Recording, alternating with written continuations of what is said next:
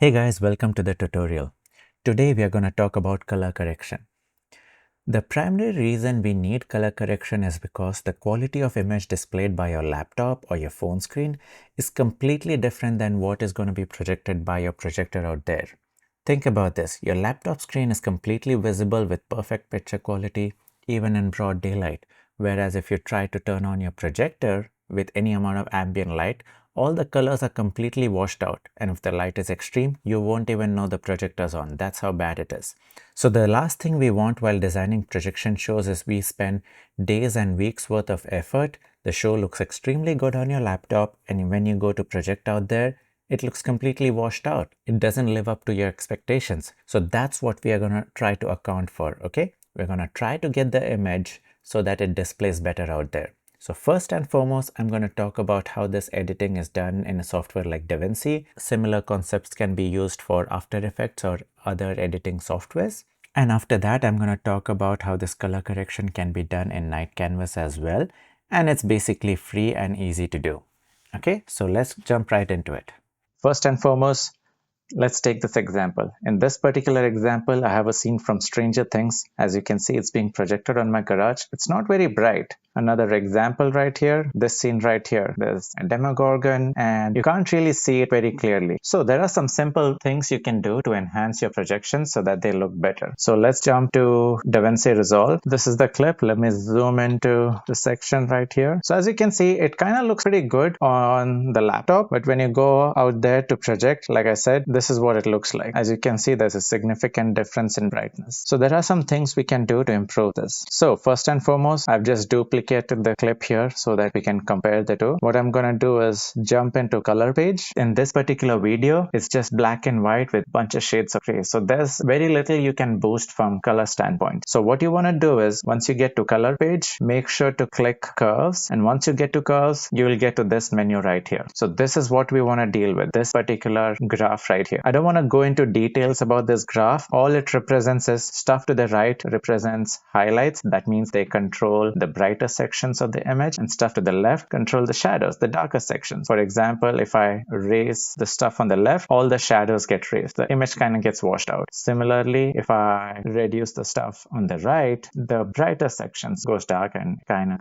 lowers the brightness there. And you can increase it too. So this is how it goes. So in this case, what you want to do is you want to significantly enhance the darker sections. You want to enhance the brighter sections, but not to the same extent. So all you want to do is just grab a point somewhere in here and just drag it. And you can wing it to some extent. What I personally like to do is go something like this. So as you can see, what's happened here is we are significantly boosting the shadows. We are boosting the highlights as well, but a boost gradually decreases. So that's it. All I did is change the shape of the graph. That's it. It may look a little washed right here on the laptop, but out there when you project, it looks much better. Here's the example. This is the example without the edits, and right here it's with the edits. There we go. And this scene right here where we see the Demogorgon between the trees, it's hard to make out, but with our simple edit, there we go. It looks significantly better. All it took was 15 seconds. That's it. All you need to do is change the linear graph to your liking, and that's pretty much it. And now what we'll look at is another example, an example like this, where we are projecting the texture of the house. As you can see, the texture looks pretty decent on my laptop. It looks pretty good, but once you project, it kind of looks dim. It looks more white than yellow. It looks kind of faded. So now we want to enhance this. In this case, there's color to work with. So there's more things you can do than just the linear graph thing that we did in the last clip. Let's jump to color page again. I have a copy of this image. Let me jump to color. In this case, there's a few things you can do. First and foremost, one of the easiest things you can do is just go to LUTs. LUTs is basically just like filters. There's a bunch of them right here, ready-made. I usually prefer the Blackmagic design because it's a bigger set of filters to choose from. And here you kind of get a quick demo of what it is. So you can just hover your cursor right there and it'll show you what the image will look like. And if it's a video, you can just scroll through sections and you'll be able to see the updates. So any filter that kind of looks bold, that's what you want to go with. And there's a bunch to choose here. You can go with what looks best for your particular scene. For example's sake, let me go with this particular thing that looks good. So all I'm going to do is right click, apply LUT to current node. That's it. Here it is. The LUT is applied, and it's one click, you got the boost you need. But just in case the LUTs are not doing it for you and not getting the desired result, there's a couple of other things you could do. Let me remove the LUT. You can go here and remove LUT, or you could also reset node grid. It'll do the exact same thing. So for that, I'm going to jump to these color wheels. In here, there is saturation. Just boost up saturation. That itself will make the image look significantly better. There's another setting that might help. It's a setting called color boost. You can crank it up, and as you can see, the colors are getting richer and deeper. So that's it, guys, and you can check out your settings right here. That's it. That's with color boost and saturation, and this is without it. As you can see, once your eyes kind of get used to it, the yellow one